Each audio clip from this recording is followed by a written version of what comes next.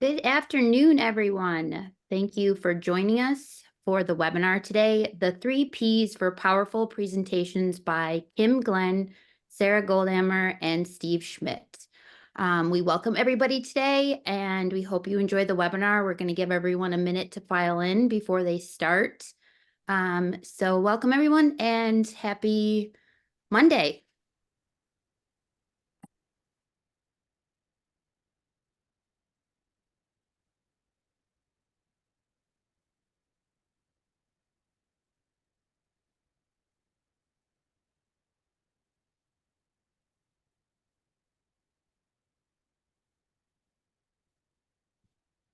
Yeah, we'll get started in just a second. I see a number of people are introducing themselves in the chat, and please continue to do so if you have not already. All right, we got a number of people from all over the country, and we're excited and happy for you to be here this afternoon. All right, we see people still trickling in, so give just another second. And want to welcome you, and so glad that you are here for the webinar this afternoon.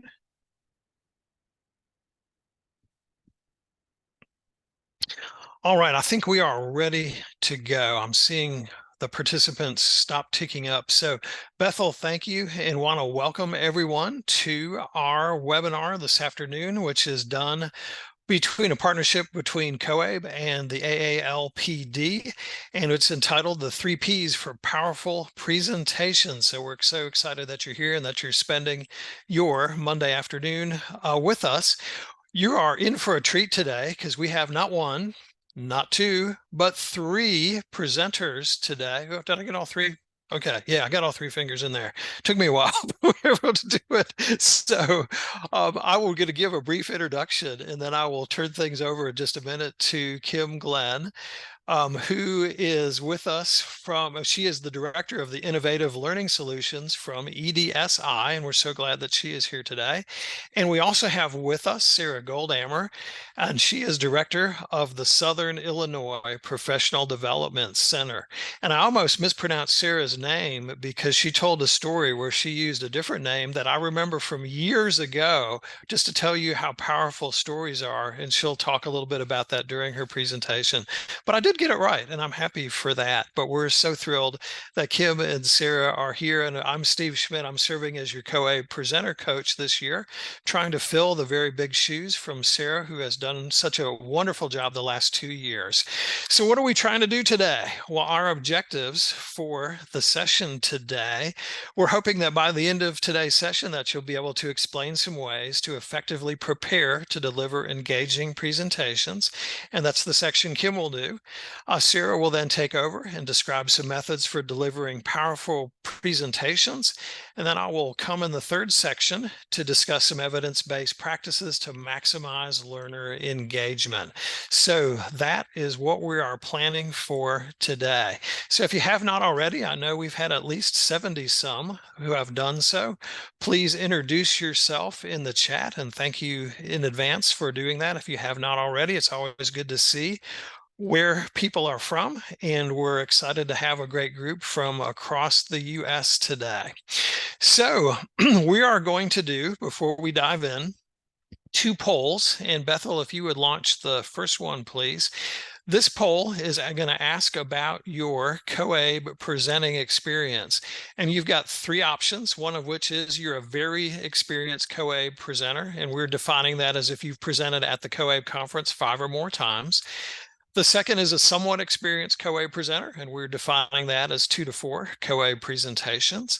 And then our 3rd choice is if you are a first-time COABE presenter. You have, in other words, historically have done 0 COABE presentations, and our poll is going. We will give that a minute. We're at 60% participation right now.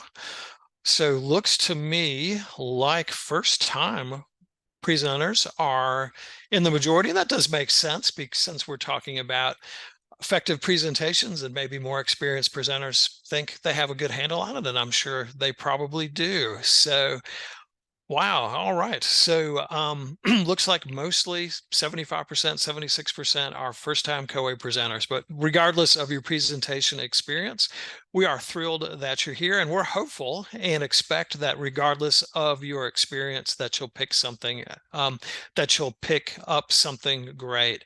So thank you, Bethel, for running the first poll. So let's go ahead and do our second poll.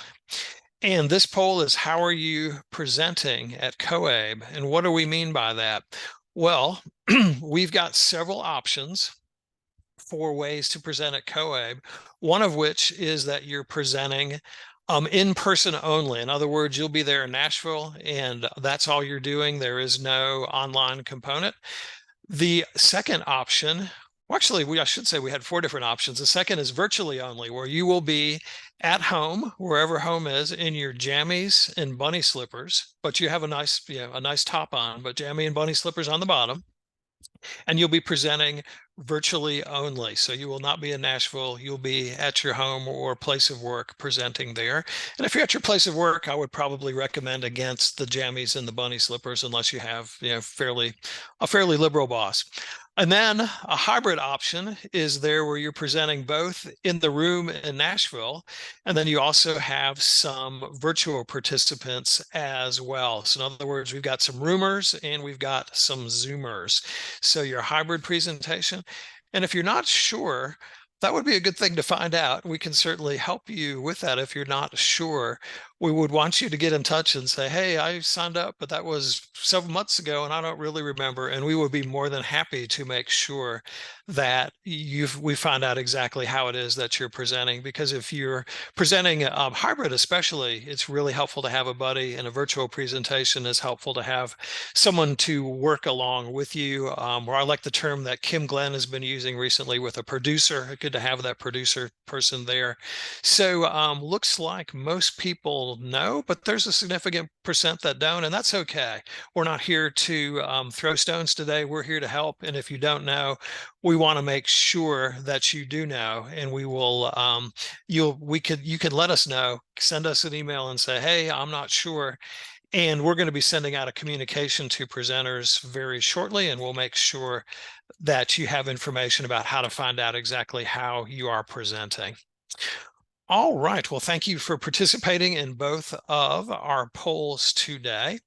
And so without further ado, I will turn things over to Kim, and let me make sure that she has control, which she should have control. And so it's my joy and delight to turn things over to Kim Glenn for the first segment of our webinar. Hi, everybody. Thank you so much for being here today. I'm really excited to have the opportunity to be here with Steve and Sarah, with all of you to help you prepare for COABE. I have over 21 years of experience in learning and development and over a decade in adult education professional development. And so over the years, we've learned so many different things about what that takes and what that looks like. And so what's really important in my world is the preparation. And so while I know we are approaching COABE and we are getting close, yes, new hair color, Bruce. Thank you. You will definitely see it in person. I went from blonde to brunette, and I'm trying to get back. But so what we're going to do today is talk about the preparation piece. And so when we talk about the preparation piece, I know a lot of you might have already prepared your presentation, or you're part of the way there, you're almost done. But I wanted to, in the chat, really want to think about what are the benefits of effective presentation preparation. And if you can spend a few moments dropping some ideas in the chat, but really think about a time maybe you were at a presentation and it was not well prepared. What was that like? And then maybe think of a time where you were at a presentation and it was really well prepared and you could tell the person was prepared. What are kind of the beneficial aspects of that? And so please go ahead and keep going in and giving us some information about what it is that you guys think. I want to pull up a few and just highlight a few that I have. So first and foremost, confidence. If you are confident, It went very fast. What's going on? We clicked backwards. Is someone else also controlling?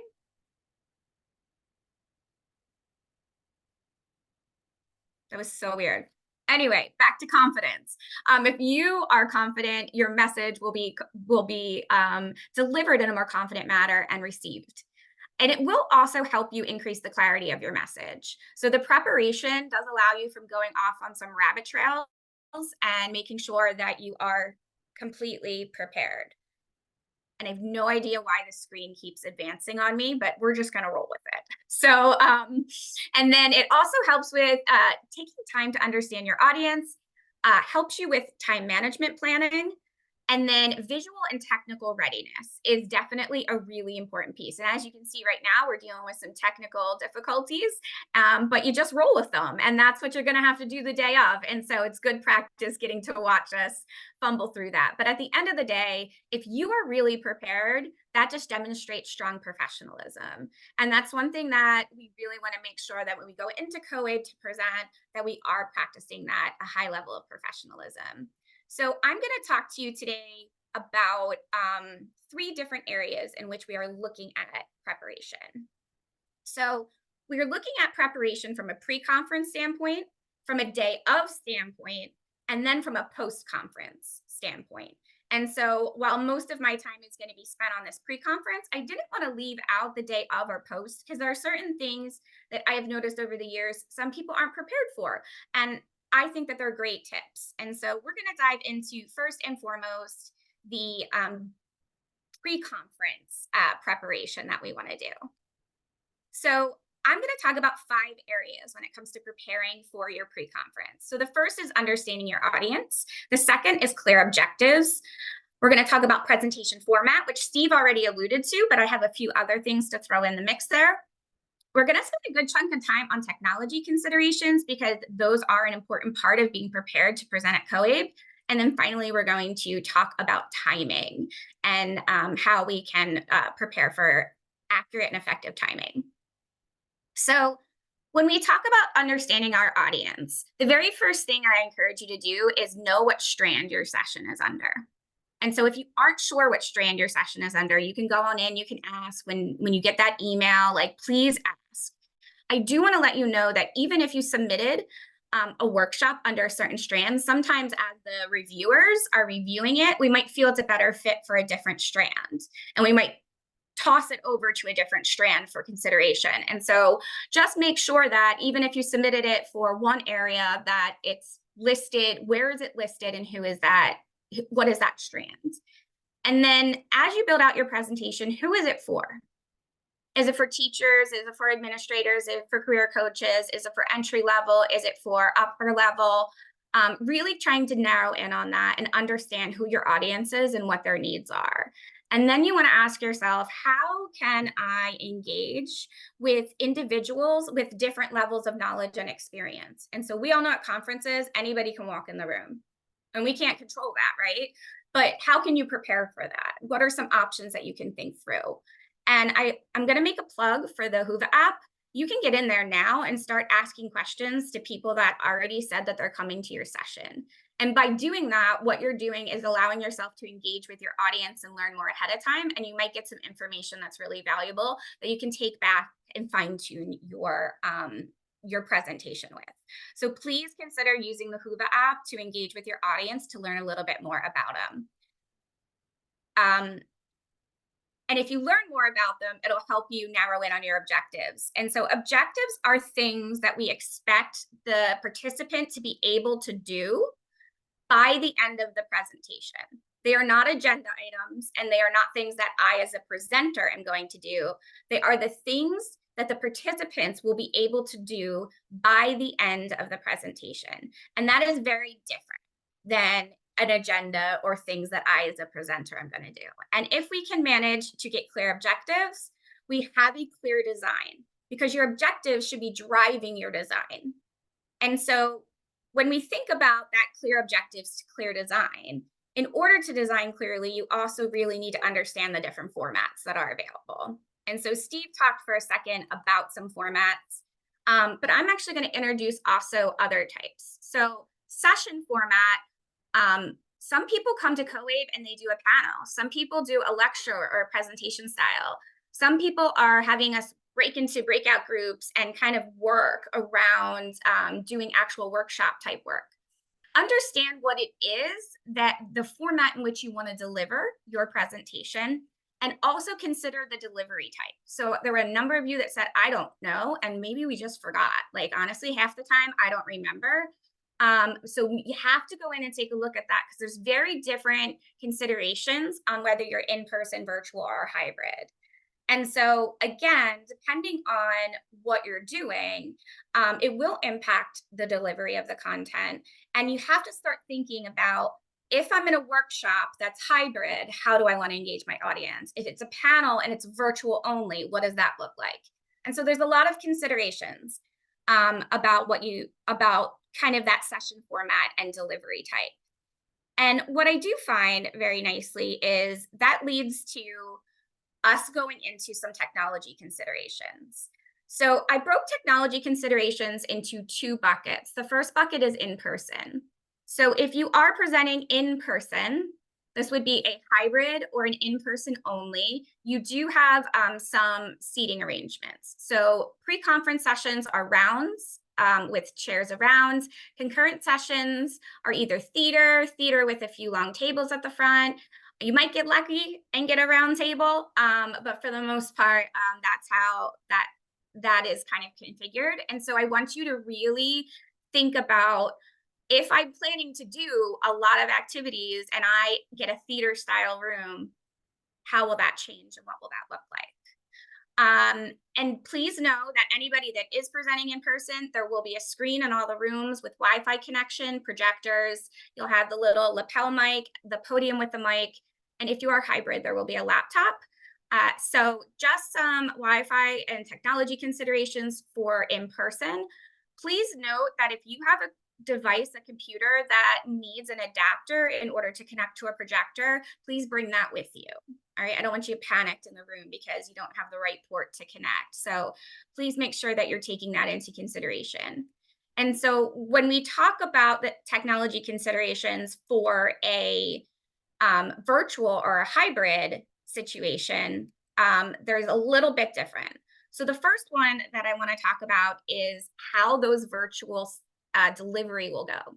So we do use Zoom, but through the Whova app. All right, so it's not the outside Zoom, it's through the Whova app. So you'll log into the Whova, and then there'll be an opportunity for you to launch your webinar. And that's a little bit different. They will be set up in a webinar format. So if you're unfamiliar with the difference between webinar and meeting formats, webinar formats do not allow for breakout rooms, okay? But they do have all the other functionality that you could want. If it is a virtual only session, all right, a virtual only session, they will be recorded for playback. Hybrid will not be recorded for playback. So that's just a little tip for you to know. And what are the tools that you have available to you? You will have, if you are in a regular virtual webinar room, you will have Q&A, whiteboard, annotation, interactive polling, tons of great stuff available to you. And pre-conference sessions are going to be set up in the meeting format because they're longer, they're 3 hours and 6 hours. So you will have the ability to use breakout rooms in those situations. And so once you kind of figure all this stuff out, it's time to figure out your timing, right? So concurrent sessions at COABE are 70 minutes. And then pre-conference sessions are 3 hours for the half day and 6 hours for the full day, 3 hours lunch, 3 hours. And the very first thing that you want to do is, if you are uncertain how long your session is, confirm that, right? Make sure you know how long your session is so you can prepare appropriately. And then think to yourself what the most important part of your presentation is going to be. What are your meat and potatoes? Because what if you're running over and you need to cut places or save time somehow? Where are the areas that you can kind of speed up and save time? And what are the areas that you definitely want to focus in on and save and carve out that important time? I think that's a really important thing to take into consideration. And then one of the best practice tips that I like to give is when I'm rehearsing and I'm running through and you maybe get to like an audience interaction, you can estimate how long that's going to be. But I have like markers that I put in my presentation that tell me by slide 11, you should be at this point, just so I know where I'm at. So think about where you could build those into your presentation to keep you on track. And when you rehearse, take into consideration how accurate that estimate is. I talk really fast. And so when I'm rehearsing on my own, it's like speed demon speed, but I slow it down when I'm there. So I always give an extra like 10-minute window for that on my end.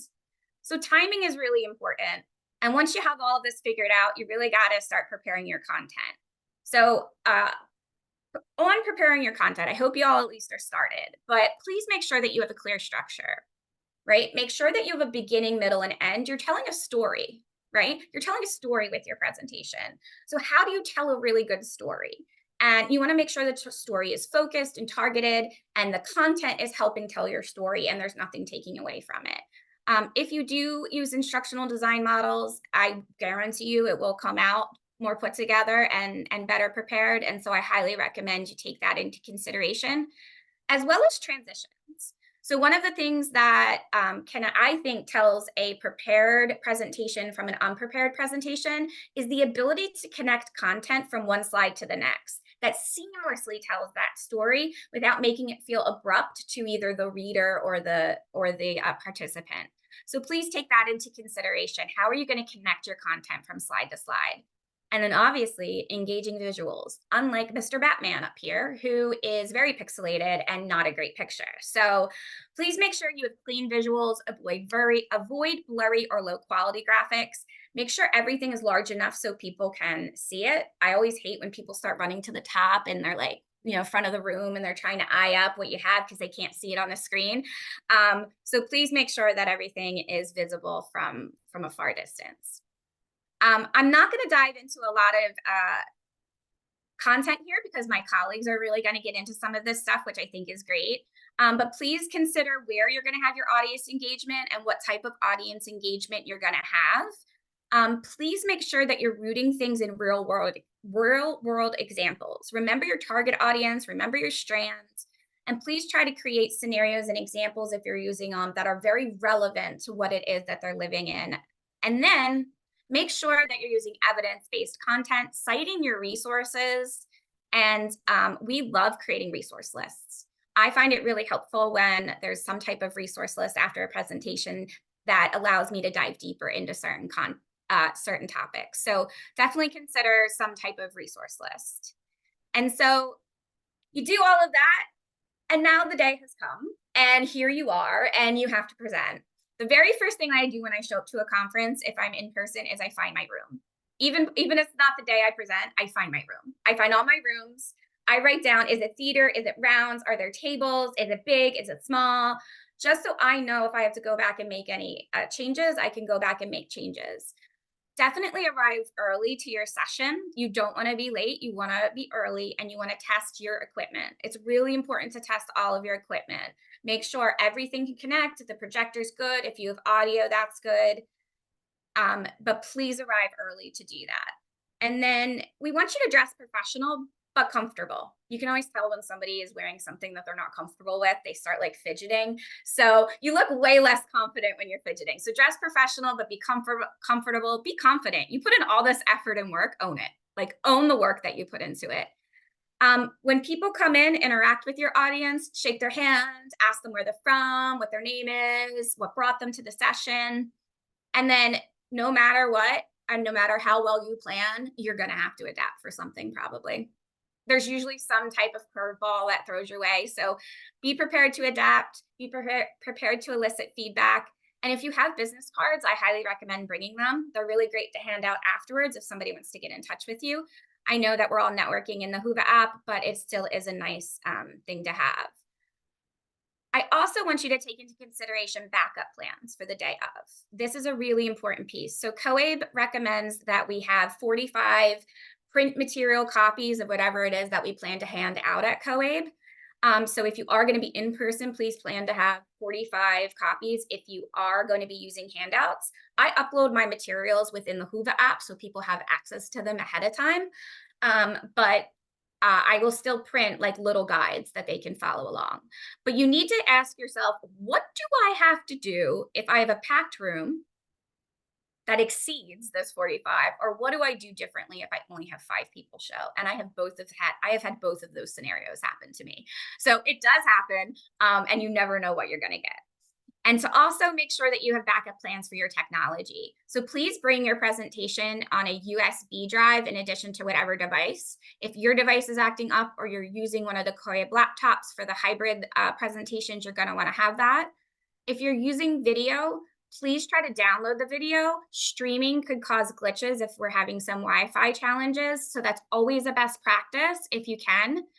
And then Steve mentioned my new language of being a producer. I love it. I think it elevates kind of the person that's helping us and really does allow you to focus on the facilitation. So if you are presenting virtually in any way, shape, or form, we want you to be engaged in the content, not worrying about what's happening with all the tech. So please try to bring a producer. And then at the conference, there will be a number for tech support, and you want to make sure that you have that available to you. So after the presentation, you should be prepared to network.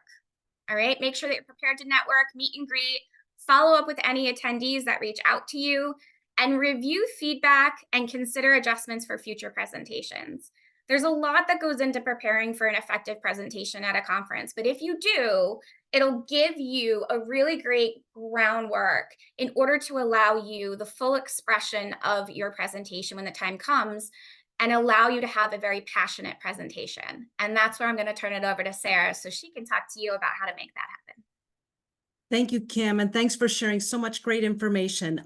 Let me introduce myself real quickly. My name is Sarah Goldammer.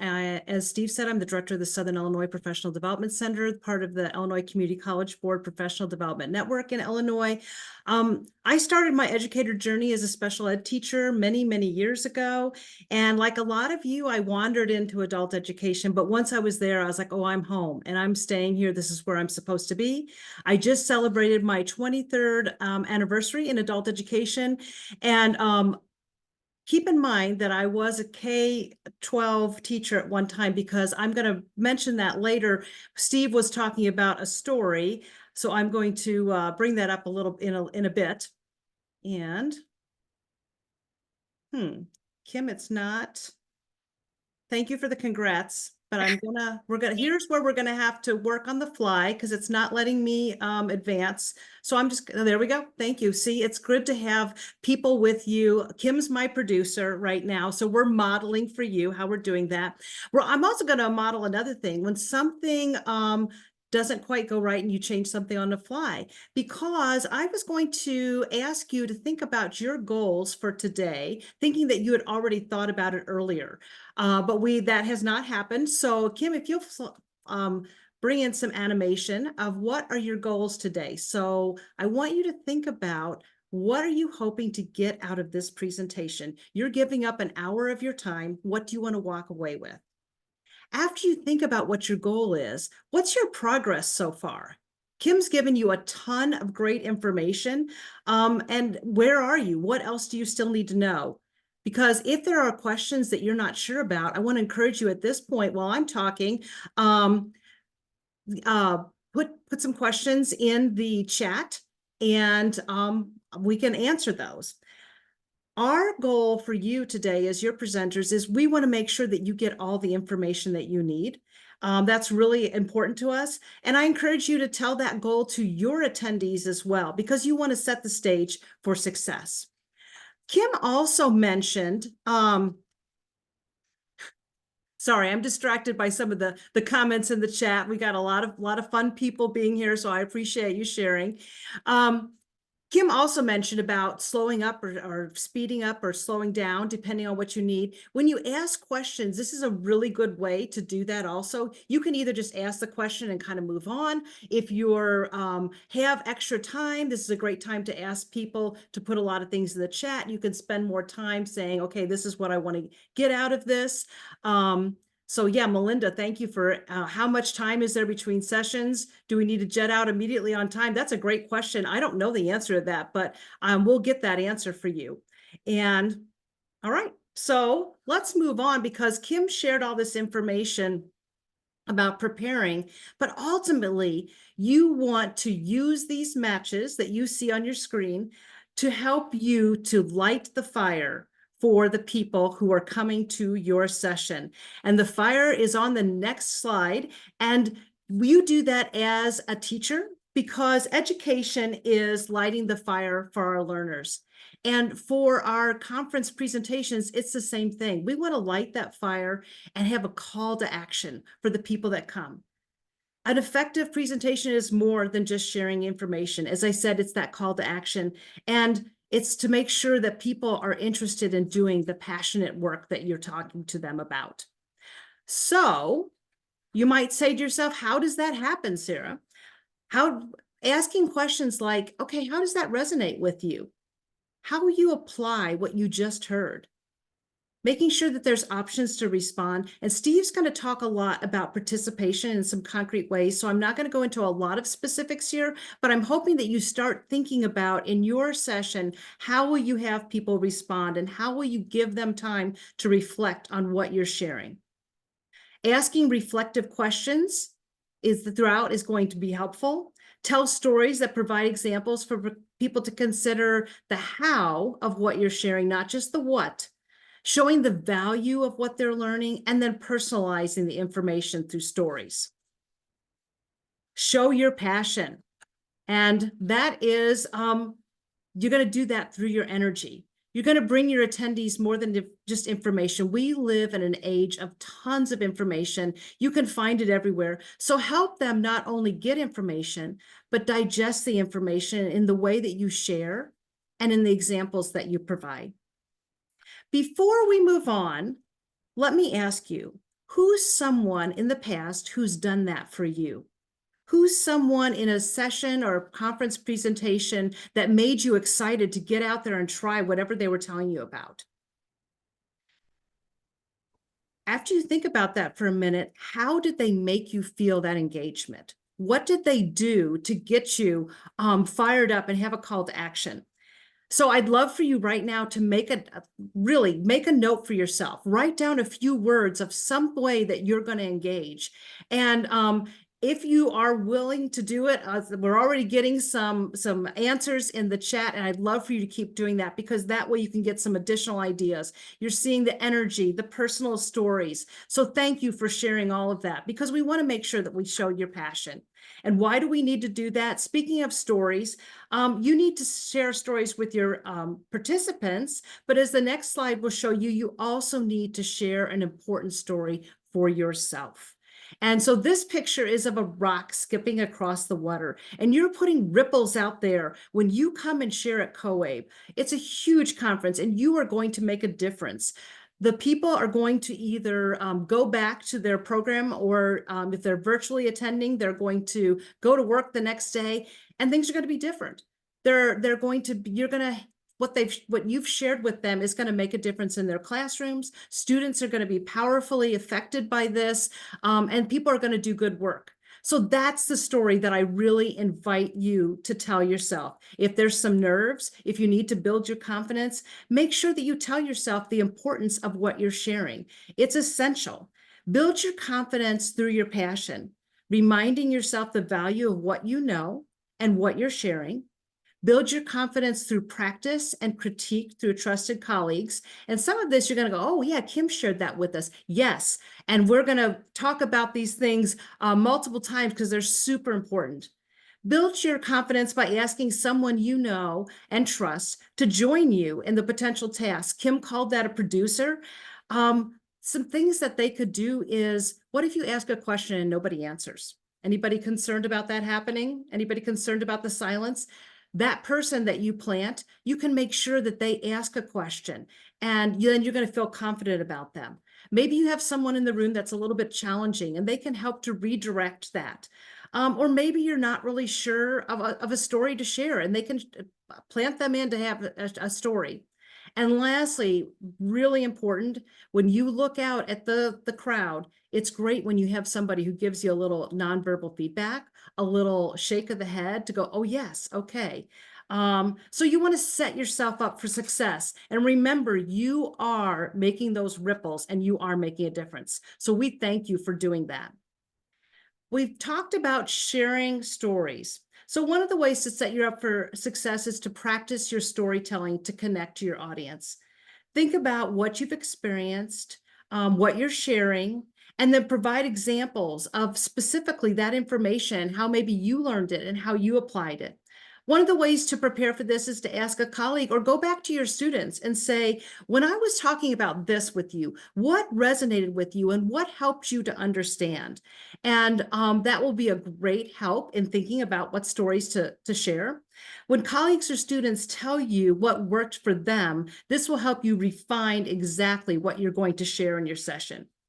When you're in your session, also ask attendees to think about this information, how it could be used, and ask them, do you have a time that you've applied this or you've used this? Plant person could respond, or maybe there's somebody else in the room who's going to share that gem of a story. As Kim said, you never know who's going to be in your audience, so you want to be prepared for everything. But oftentimes you get that great, adult education teachers, whenever they show up, they really show up. And so let them use their voice. And speaking of voices, the brain really responds to hearing different voices. Today, I'm fortunate because I've got Kim and Steve with me. You get to hear different voices. The brain is kind of paying attention to that, but letting people share in a session really does help for engagement. And that also helps you to be able to connect to your audience. Kim talked about connecting to your audience, so it's really an important part. I will say, hold on one second, Kim. I have to, because Steve teed me up and I can't leave him hanging here. The power of storytelling. I do not know how many years ago this was, but probably at least 10. There was some time that I shared the story about substitute teaching many, many years ago. And it was with kids, not adults. And they went back to their homeroom teachers and told them all that they had a sub today, and her name was Mrs. Golddigger. And so there's more to that story, but we don't want to, that's not what we're working on today. What I wanted to, the reason I want to tell you that story is all these years later, Steve still remembers. So that's the power of sharing information in a contextual way, sharing those stories. All right, so another way that's a great way to engage your audience and to get the point across is through visuals. And the next slide is a little visual for you. So you want to make sure that you have visuals, but also provide for accessibility. Describe what's on your screen as much as possible. Make accessible note pages so that everybody can access it, or provide alt text. This one is just an example of a video that we made in Illinois, and it's of course a WIOA video, and it's talking about our partnerships. And the reason I chose this one is because you want to make sure that there's diverse representation. Make sure that everybody in your room sees themselves and feels a sense of inclusion and belonging. It's really important to make sure that there's representation. Thinking of visuals, on the next slide, take complex information and provide visuals to help people to be able to interact with that information. A chart or a graph, help them digest the information by the context of how you share it. And remember, they can read a report. You want to bring the information alive, the possible application of the information. So now I'm going to model for you real quickly how I might unpack something like this. So if I said, hey, y'all, I worked with my students and I gave them options for representation of different material. And what they told me is that 34% of them like to watch a video, 27% wanted to read a text, 12% wanted to view an infographic, and 27% wanted to have a discussion. That was really helpful for me in my classroom to think about what I was going to provide for them. But it was amazing because day 2, they gave me different answers. Okay, that's the end of the modeling there, but just kind of showing you how you can unpack something, making sure that you provide it in a visual, but then you're also illustrating for anybody who may not be able to access that visual, the information, so no one's left out. All right. Another way to engage your session attendees is to promote conversation. That helps them to increase understanding, helps engagement, hearing our own voice and our own words reflecting of how we're going to use the information, how we understand the information. Once again, that's going to engage our brains. It's also going to help us have a deeper understanding. One of the simplest suggestions I can give you is if you look out and you're like, oh boy, it doesn't seem like people are like really engaged, or maybe I've been talking too long, is just take a minute and throw a question out, or what's one thing that's resonated with you, or one thing that you're going to take back, and ask them to turn to the person next to them and have like, 2 minutes of conversation. If you're presenting virtually or hybrid, you can also put that question out there and ask them to put something in the chat, or if they happen to be working with somebody else or watching with somebody else, they can have that conversation. But taking that time to really promote the conversation is going to make a big difference. Also, if people put things in the chat, then you're honoring the wisdom, the collective wisdom of everybody in the room, which is really important as well. We want to make sure that we honor our participants and we understand we're educators. There's a ton of knowledge out there. So let's take a minute and think about, as we finish up here, proper prior practice promotes peak performance. And building that confidence. Kim talked about it. I talked about it. Steve's going to talk about it.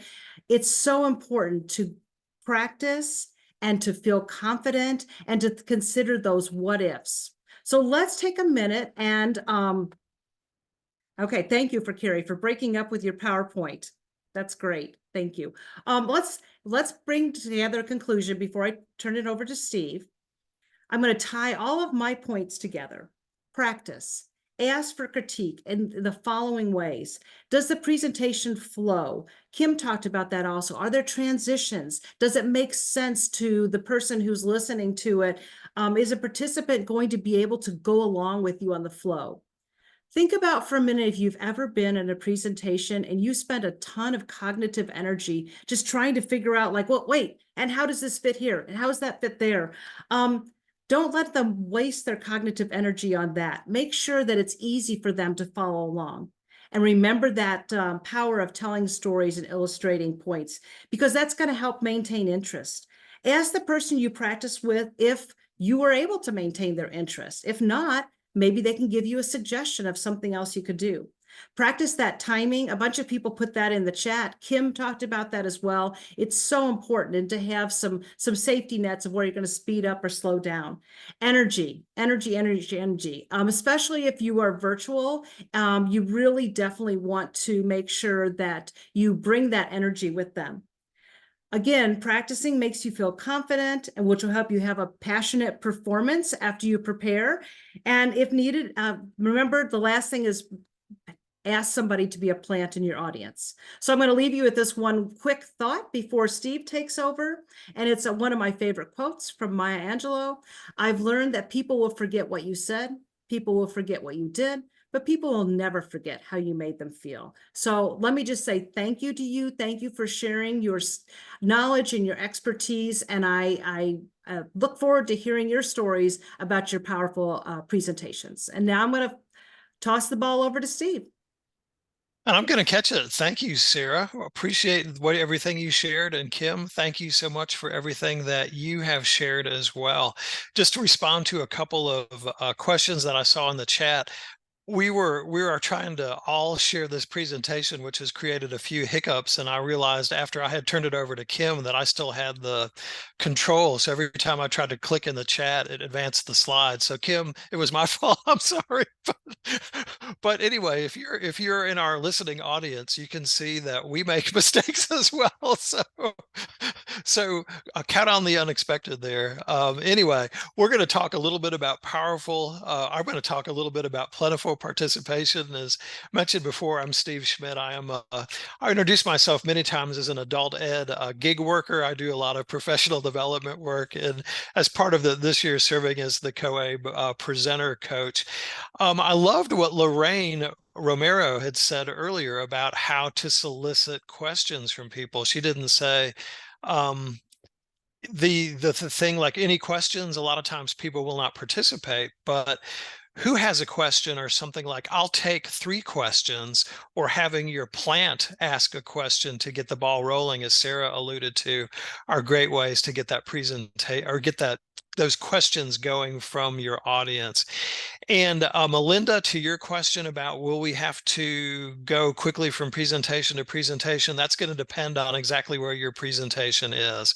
Ones before those morning and afternoon sessions, you'll have time to get set up, but it just depends on exactly what day and what time your session is as to how long you have in between each. But you have plenty of time. And Melinda, you are an amazing presenter. You are all that in a bag of chips, as you like to say during your presentations. And so you'll be able to handle it well without any problems.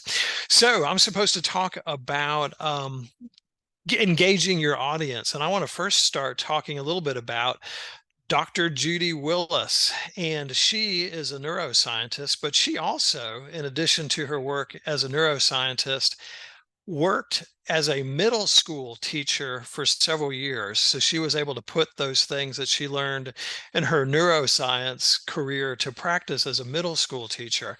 And what we've learned about the brains, especially in the past 5 to 10 years, has been absolutely amazing. And we've learned a lot about the brain and how it does attention. And what we have, to put things very simply, we have a couple major parts of our brain that are involved with learning. We have the upper brain, also known as the prefrontal cortex, and that's the area where we want information to go. That's where neural networks are formed. That's where long-term memory is stored. That's where we have executive function, where we're making good decisions about learning. That's where ultimate learning occurs. But we also, competing with that, have the lower brain, also known as the limbic system, and it's the more primitive control center that does our involuntary functions, like the fight or flights response. And the amygdala, which is highlighted there on the slide toward the right, you see the little pink blob there. I'm sure that's not the scientific term for the blob, but anyways, the amygdala is what's highlighted there. And the amygdala really acts as a traffic cop in the brain, and it determines whether information is going to go to the prefrontal cortex, which is where we want it, which is where learning takes place, or it's going to go down to the limbic system where learning does not take place. And they've done a lot of neuroimaging where they have looked at brains of students as they are learning. And they have found that when students are afraid, when students are frustrated, we've seen our learners, they've tried to learn this particular math problem 5 times, they're not getting it. If they feel alienated, if they're feeling anxiety, or if they're feeling sustained boredom, we've done this before, we've learned this before, I got this before, the amygdala acts as a big stop sign and prevents information from heading to the prefrontal cortex where we want it to be. So really 2 choices with the amygdala. We're seeing those executive functions work well in the prefrontal cortex, or we're getting the fight, flight, or freeze. So very important is to help our learners to be able to have attention throughout our presentation. So how do we do that? That's the bigger question. And that's what we're going to answer. We've probably seen something like this before. They've done research on attention spans back for many, many years. And generally what we see is we get started, we get a brief peak of attention shortly after we begin a presentation, but then it's like a roller coaster at insert your favorite amusement park here. The attention goes down the longer we go. And no matter how great your content is, no matter how wonderful and engaging you think it is, we're only going to hold the audience's attention for so long. And typically, as we see from this graph here, participants are going to remember the most from the beginning, and we get a little break at the end. So beginning and end is where we get the most attention. So how can we move the beginning and end closer together and get rid of that, what I like to call the forgetful middle? How do we bring maximum attention to our content? Well, Resets work to do this. And what do I mean by a reset? Reset is we're shifting focus, we're shifting in activity, we're shifting our thought process. And so instead of maybe listening to something, we're doing something, we're answering a question, or we might be connecting with other learners, we're talking with other learners or chatting with other learners. And that helps bring attention back up, these multiple resets. And we can see that these resets are plugged in roughly 10, 20, 30 minutes, roughly about every 10 minutes or so. One thing that I have done in my teaching career, and I've been teaching over 30 years, is the absorb, do, and connect model. I learned this intuitively, but I did find later that there is research that backs this up.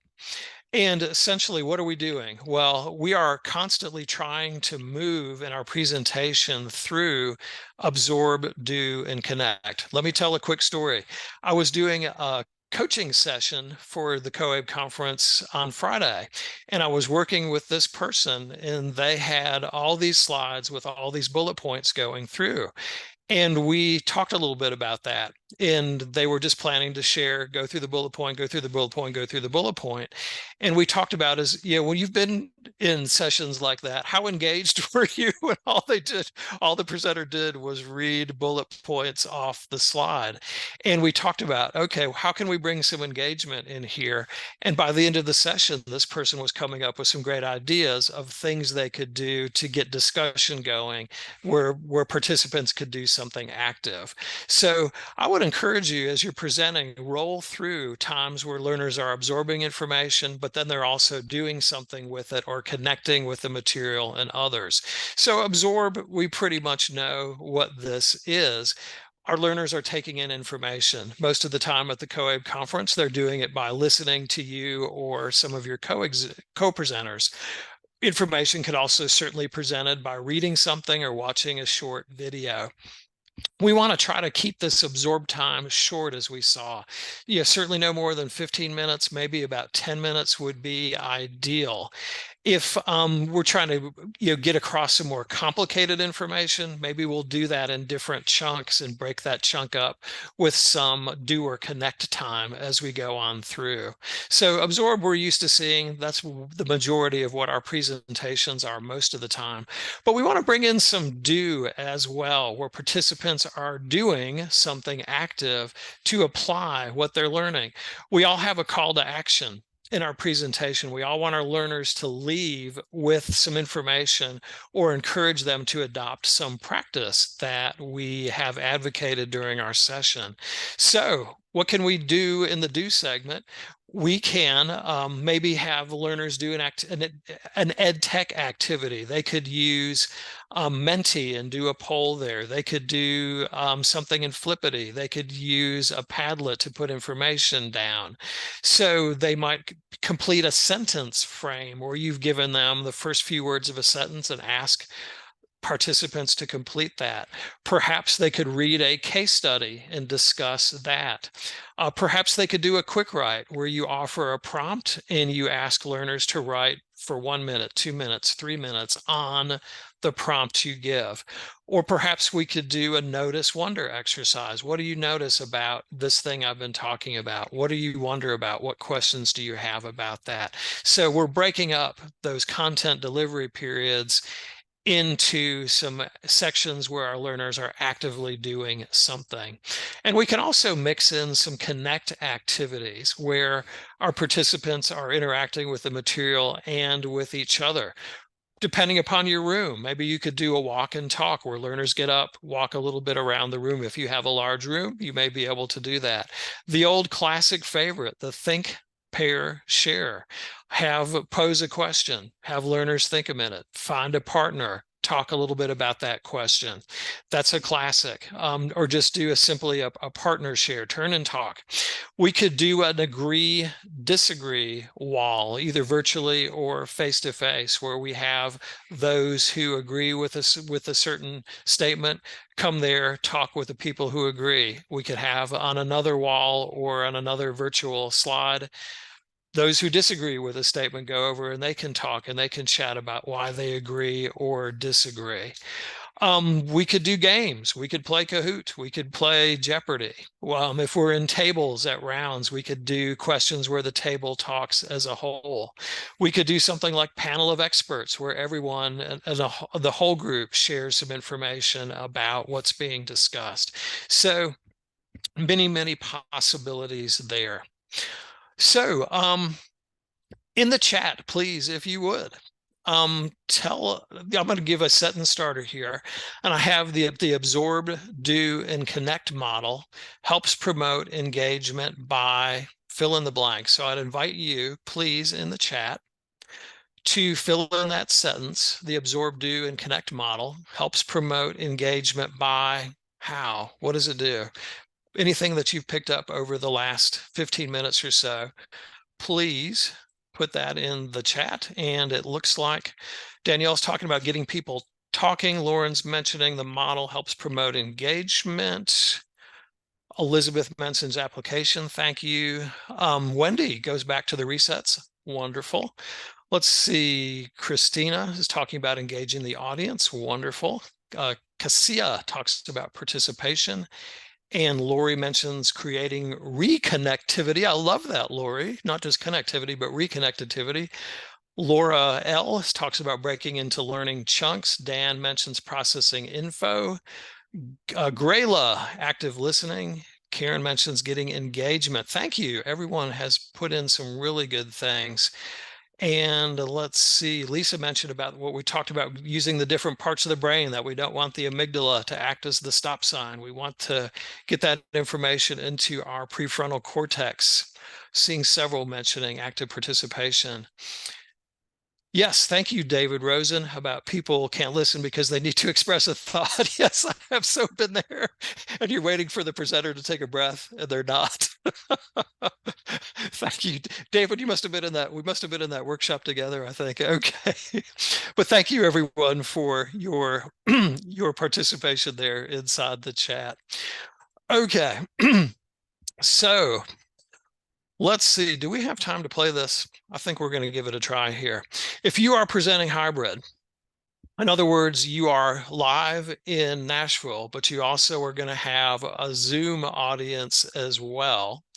And you want to make sure, hybrid presenters, that you have a buddy, or as Kim used the term, producer. Have one of you, and actually, I don't think I'm going to show this because I know that we have a huge amount of time, but I'm going to mention what I would have said.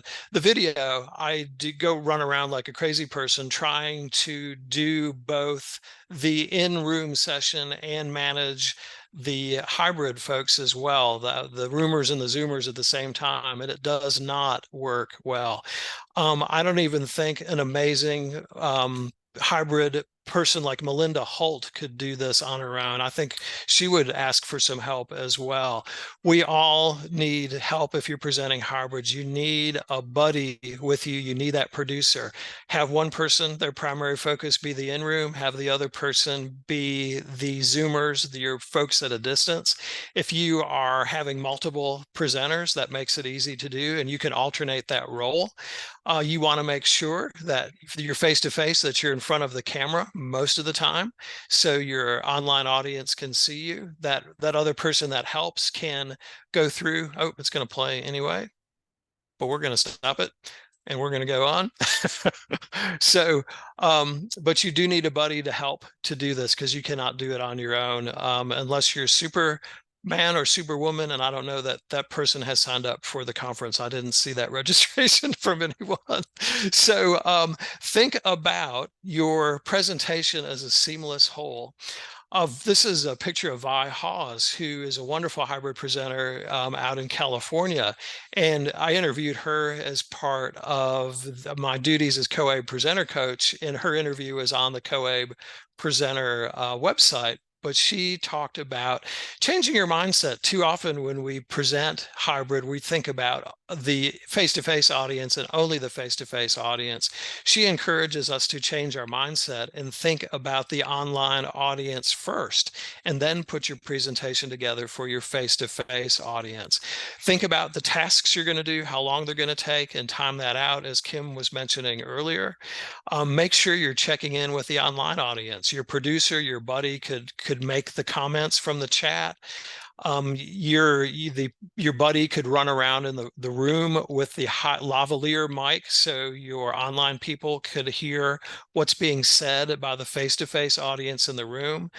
You want to make sure you repeat questions or comments out loud for both audiences so they can hear what the question was.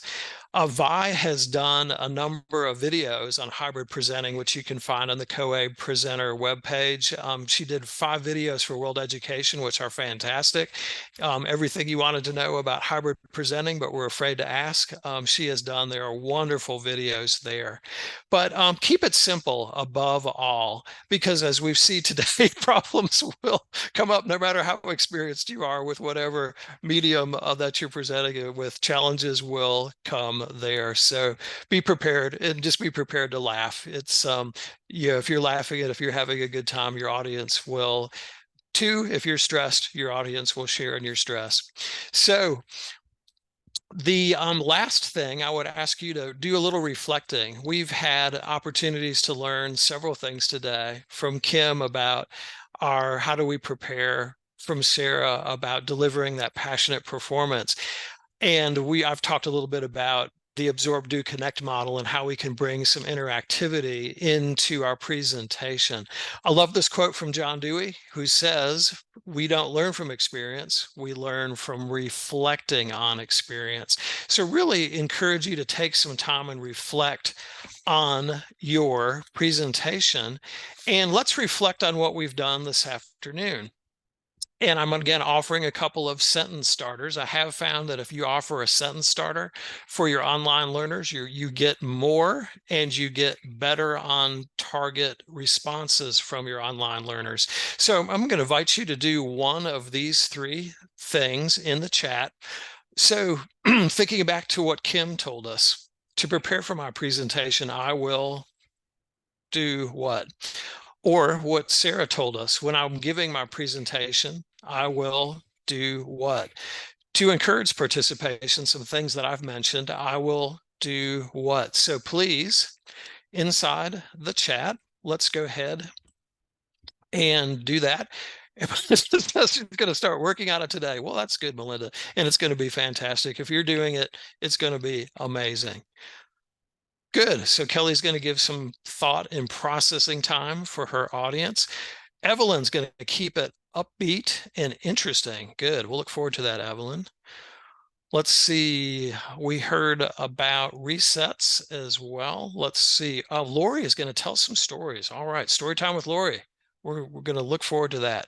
Let's see. Carrie is going to think about her online audience first. Yay. Vi Hawes will be thrilled to hear that.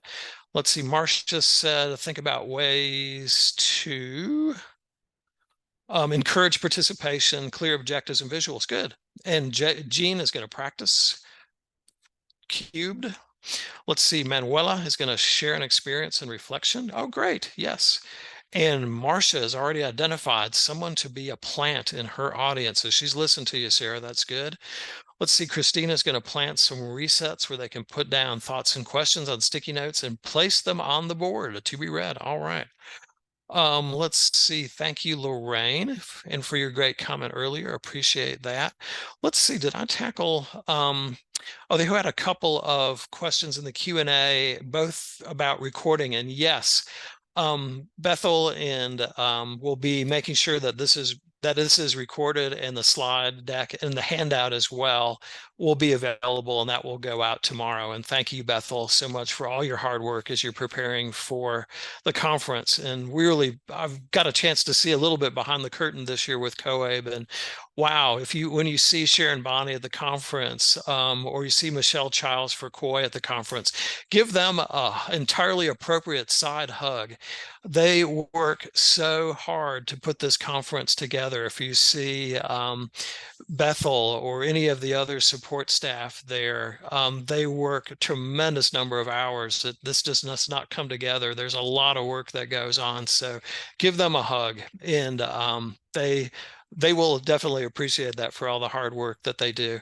So yeah, Melinda, I would say the COABE team definitely rocks. A lot of wonderful hard workers there with that. And so thank you all so much for being here. I think we tackled the questions there, and appreciate all the help today from our wonderful participants, all kinds of good stuff in the chat. And Kim Glenn, thank you so much. Appreciate your time. Always a pleasure to work with you. Sarah Goldammer, not Gold Digger, but Goldammer, thank you for being part of this today and for all the help that you've given me this year as I have tried to fill your shoes as COABE presenter. Really appreciate your help. It is a joy to work with you.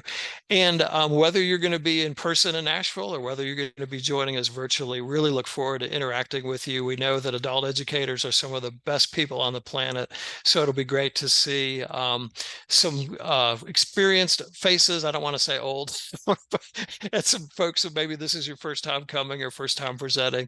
You're going to do a great job. Your presentation is going to go wonderfully well, and we are very much looking forward to the conference, which is, gosh, less than 2 weeks away. It'll be here before we know it. So thank you all so much for being here today.